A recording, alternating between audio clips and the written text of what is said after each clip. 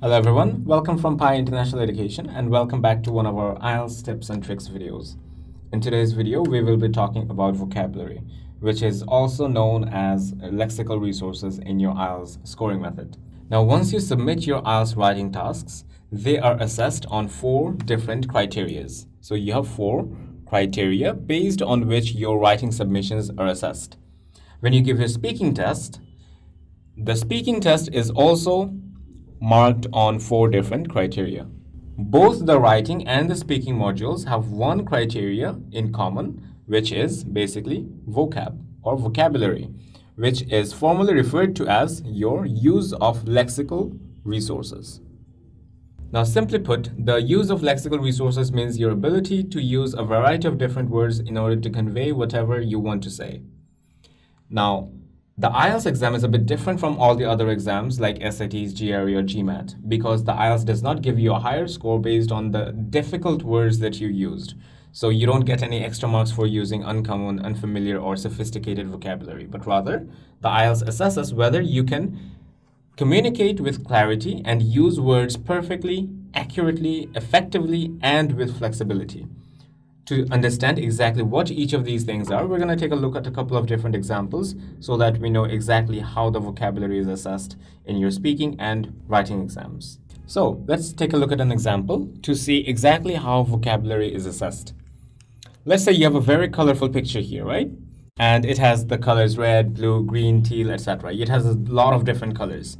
So if you want to write a sentence which describes this picture, you can easily write, "This is a beautiful picture." And the sentence is perfectly correct. The word beautiful is successful in terms of describing the picture. It's accurate, it's appropriate, but it's a very basic word. I'm not saying that you have to use a very difficult word, but the thing is the word beautiful is probably a bit vague because you can use more effective words without really having to know a lot of difficult words. So if I replace the word beautiful with, let's say, colorful, the word colorful is not really a lot more difficult than beautiful. Both of them are extremely common words. But if you use the word colorful, you're probably going to be in a range of 6.5 or a 7 at least, because this word is effective in terms of describing the picture, whereas this word is just successful, right? On the other hand, let's take a look at a different example. If I say I am taking a class. Perfect, no worries. And there's no incorrect vocabulary here. But if I can replace the word taking with conducting, then I'm probably going to be around the band score of 7.5 or an 8. Why? Because I'm demonstrating my ability to use flexibility or adapt with the sector that I'm talking about. So because I'm talking about the education sector, conducting is a vocabulary which is usually used in the education sector. So I'm demonstrating my ability to use specialized vocabulary concerning the topic that I am talking about.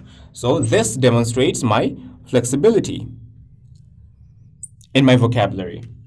So these are different ways in which you can be assessed when it comes to your lexical resources. So keep in mind, when it comes to checking your IELTS copies, examiners don't really look at the number of mistakes you're making. It's a good thing and a bad thing. It's a good thing because if you make one mistake and you repeat it 10 times, you're going to be losing the same marks as if you made one mistake. But it's a bad thing if you think about it from a different perspective. If you make a mistake one time, it's the same as making 10 mistakes because you're going to lose the same amount of marks. So the IELTS does not look at the number or quantity of mistakes, but rather it looks at the quality of mistakes that you're making. On a final note, I want to discuss another thing. Let's say the word and the word furthermore. Here, the word furthermore is probably a bit more sophisticated, uncommon, compared to the word and. But in the correct context, the words furthermore and the word and, both of them serve the same purpose. They are connecting devices or cohesive devices, meaning their purpose is to connect ideas together, connect sentences or clauses together. And if you are successful in using either one of them correctly, appropriately, and effectively in order to connect your ideas together, you are going to be getting the same score. So the application of cohesive devices such as conjunctive adverbs, subordinating conjunctions, regular conjunctions, all of these do not contribute to your lexical resources. And the purpose of using these words is to show your ability to connect ideas together in order to maintain logical progression in your entire essay. So, if you can use more sophisticated cohesive devices, it's the same as using very basic cohesive devices. So, they do not contribute to your lexical resources. They are from a different criteria, which we call or refer to as cohesion and coherence.